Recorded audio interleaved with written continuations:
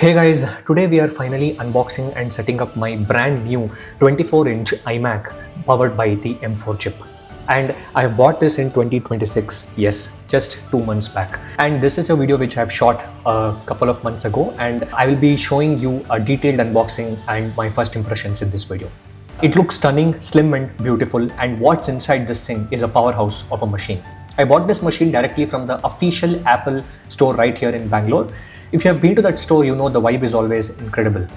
Coming to the price of this specific variant, including the ICICI Bank card discounts, I managed to get it around 1.49 lakhs. Let's talk about the basic specs, because this isn't the base model which I have bought. This is the upgraded variant featuring the 10-core CPU and 10-core GPU. It has a 16-core neural engine, and it has 16 GB unified memory, which is the RAM, and 256 GB SSD. For the display, I decided to go with the standard glass and not a nano texture matte option. I personally prefer the classic ultra crisp, vibrant, glossy look for the display in my editing workspace. And inside the box, we have the power adapter, magnetically connecting power cable, the iMac itself, the keyboard and a mouse, along with a cable to charge the mouse and keyboard. And the accessories match the color of the iMac you buy, and aesthetically it looks great in my opinion. Pay attention to this part of the video. When I was planning to set it up, I hit a classic household roadblock because Apple ships this power cord with a massive 16 amp big size plug. And as you can see, it is very big to fit into our standard everyday 6 amp plug points. So I had to come up with a quick solution. I bought this adapter called Sterlite Convert 6 ampere to 16 ampere multi-plug adapter in white. It cost me exactly around 120 rupees, and I bought it on Amazon now with the 10-minute instant delivery. I was able to plug in the beefy iMac power cord into the Sterlite adapter, and the adapter goes right into your standard wall socket.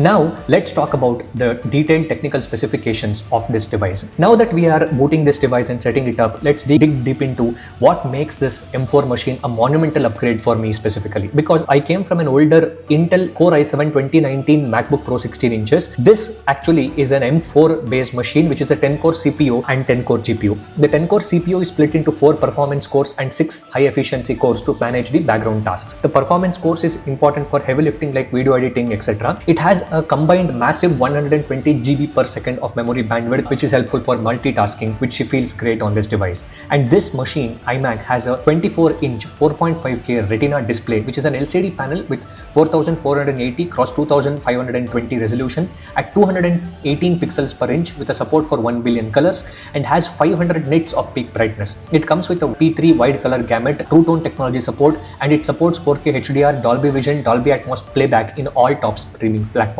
It has a 12 megapixel center stage camera with advanced image signal processor with computational video.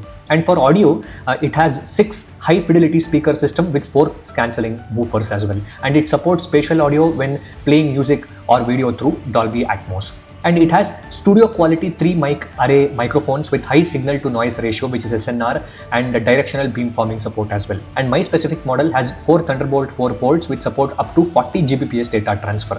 And it also has a good old 3.5mm headphone jack, which also supports high impedance headphones. And this device supports the Gigabit Ethernet as well. And for the wireless front, it has the Wi-Fi 6E and Bluetooth 5.3 support. And the overall iMac weighs around 4.45 kgs, and it is running on the latest Mac OS Tahoe 26.5 as of today. And the standby power intake of this iMac is actually very low for a desktop computer, because at the sleep mode, the standby power intake is around 0.51 watt. Since Apple Silicon is very efficient when sleeping, it almost uses no electricity while retaining all our session in memory.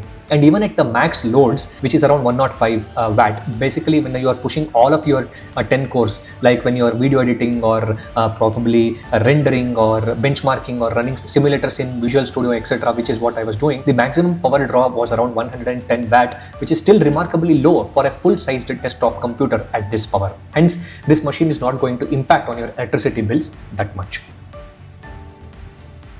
Now that we are booted up, let's dig into what makes this M4 machine a monumental upgrade for me, especially from a benchmark standpoint. I ran this machine through its paces with a standard tests using 3 benchmark apps, that is the Geekbench 6 Blackmagic disk speed test and a Maxon Cinebench GPU test. And here are the results that I have got. In the Blackmagic disk read and write speeds, I got 2800 read speeds and 1750 for write speed. In Geekbench 6 single score, I got 3381. It is ultra snappy for daily multitasking, and on the multi-core scores, I got 12700, which is smooth for multi-stream 4K editing. And for Cinebench GPU scores, I got somewhere around 10300, which is helpful for rendering 3D graphics at ease. To put these numbers into perspective, a single core score of 3381 means it is very good and it is outstanding for daily operations, app launches, and UI becomes snappy. And this thing absolutely flies in my experience. And 12700 multi-core score means rendering multi-stream 4K timelines is going to be incredibly smooth. And for creators, 10300 GPU score in Cinebench is a great number. And for storage speed, as I told you, 2800/1750 is great for moving massive files. And comparing it with the latest M5 generation, if we look at data available online, the base M5 takes single core score up to 4200 and multi-core scores are around 16,000 plus. But for me, in my everyday usage, for all-in-one desktop kind of a need which I had, this was more than enough for my workflow. Here is a quick look at the display while playing a 4K video on YouTube. In order to check the quality of the display, you need to play 4K or 8K videos on YouTube or check out some 8K quality wallpapers on Unsplash. And coming to the speaker quality of the iMac M4, well, you can hear it for yourself as I am playing a video footage from my own channel. Hey guys, welcome back to the channel, and this is going to be a very special video. We are launching our first AI avatar. It is going to be a digital clone or an AI clone of myself. We are still experimenting it using different tools. Please let me know your thoughts about this first video in the comment section below. Let's enjoy the video. The channel, and this is going to be a very special video. We are launching our first AI avatar. It is going to be a digital clone or an AI clone of myself. We are still experimenting it using different tools. Please let me know your thoughts about this first video in the comment section below. Let's enjoy the video.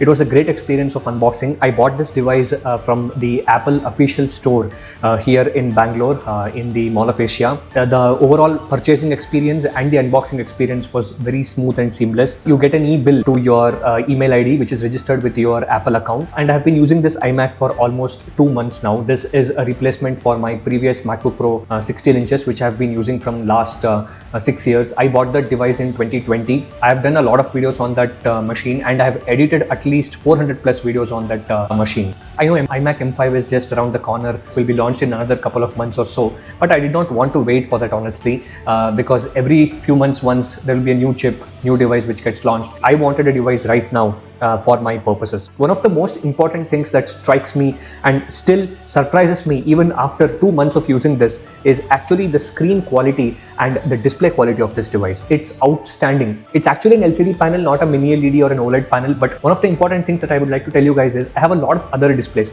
I have a Galaxy Tab S11 Ultra, which is a 14.6 inches AMOLED display, which is the best display which Samsung makes on any handheld device, right? I have an S24 Ultra. I have an iPhone Air, which I'm shooting this video from. I have an iPad Pro 11 inches, which is also a beautiful display, but this display triumphs everything else. The 24 inches size is an ample display size. Also, one of the important things that I love is that it supports 4K HDR playback with Dolby Vision on all of the OTT platforms. For example, I will show you the Netflix playback. Okay, let me show you a quick sample of what I'm speaking. Open Netflix. Let's say you want to watch some of the content. Okay, this is one of the examples of a movie that I want to show. It shows Dolby Vision, spatial audio description, everything. When you start playing this movie and leave it to buffer around a couple of minutes or so, it will get adjusted to the network speed that you have, and after that, it will start playing in 4K. I'll just put a couple of screenshots of one of the shows that I was watching recently where 4K is being played. It plays in 4K and Dolby Vision. If there is a Dolby Vision available for that specific title, Dolby Vision will take precedence. If there is no Dolby Vision, if there is HDR, then HDR is the format that it will play, and it will play in the highest end resolution, that is at the 4K resolution. So this is a very beautiful thing which I loved it. None of my other devices, for example, a Galaxy Tab S11 Ultra or any other device, because of its DRM rights issue, it doesn't play at 4K. It plays in only in YouTube, which is like an upscaled version of 4K. Other OTT platforms, it doesn't play in 4K. But but this device is a native 5K resolution, which obviously supports 4K natively, and other OTT platforms also support 4K, which is one of the important first observations which I have done. And also the color accuracy of the panel is outstanding. For someone who's using this device for this content creation work, the color accuracy has been outstanding. Since cameras like iPhone 16 Plus or the device that I'm shooting, which is the iPhone Air, this supports Dolby Vision shooting or the Dolby Vision video capture. This will be able to play back the Dolby Vision video capture which the video was shot at. From the time I have bought this, I've been using it with this iMac default keyboard and mouse, and I've never charged it. Both of them comes now with the USB Type-C. As you can see, it is the USB Type-C, which is the latest standards. Apple has been obsessed with making slim devices or very sleek, luxury looking devices from a very long time. Original MacBook Air or the iPad, same with this iMac. And I am actually very, very happy that this device is perfectly suiting the environment that I have kept it in. I've actually kept it in my living room of my home office. It actually suits the aesthetics of the living room. I don't need to buy another TV or something because the display is big enough for me, because I don't watch TV at all. Very occasionally I watch it for cricket, etc. I just have a soundbar, which is this Zebronics Zook, which is actually a budget soundbar only. With this soundbar and this display, the content viewing experience has been outstanding for me. Well, let me switch over from the camera that I'm shooting, which is the iPhone Air, to the webcam of the iMac to show you how good is the footage of the iMac, and let me close the video over there.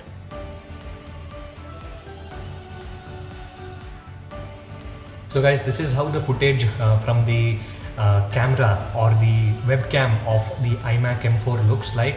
You can let me know how is the quality of the video footage and also the quality of the audio that comes out of the default microphones of the iMac M4. I'm currently in the photo booth application. Actually, when you click on this video icon that is present over here, the green curve symbol, there is an option to turn on center stage, portrait light, desk view, reactions, edge light, studio light, and many other options are there. As you can see, these are the reactions.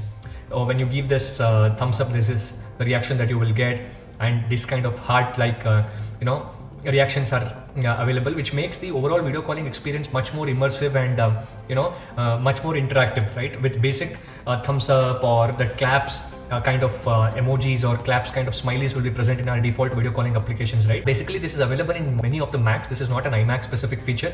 I just wanted to show you guys a couple of important options. This is the center stage, okay? Automatically keeps it things in the frame. As you can see, when I move, this also moves.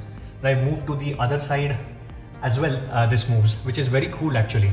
Even when you move, it gets auto reframed, and when I, for example, if I sit to this right side, it gets auto reframed so that you are always in the center of the frame. Most of the latest Apple machines also have this center stage feature. This is the portrait mode. You can actually control the portrait blur. As you can see, this is how the blur looks like, and this is the preview window, right? You can actually control how much blur you want. And also there is the studio light.